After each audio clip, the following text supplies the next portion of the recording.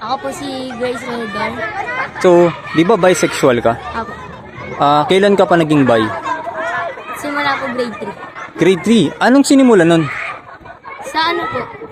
Parang kulang po ako sa aruga ng ina din. Parang mas hinahanap ko po yung side. Okay. So, di ba ang mga bisexual nagkakagusto sa lalaki at babae? Ako. Pero kung tatanungin kita, anong mas lamang sa'yo? Magkagusto po sa mga. Magkagusto sa babae. So, bakit mas gusto mo ang babae kaysa sa lalaki? Mas nararamdaman ko pong magmahal ang babae kaysa sa lalaki. So, ibig sabihin, mas masarap magmahal ang babae kaysa sa lalaki. Ako. So, ano ba yung naibibigay ng babae na pagmamahal sa hindi nagagawa ng lalaki? Feel ko po parang mas komportable po ako sa lalaki. Bakit sa lalaki ba ay hindi ka pa komportable? Parang naano po ako, parang naisip ko na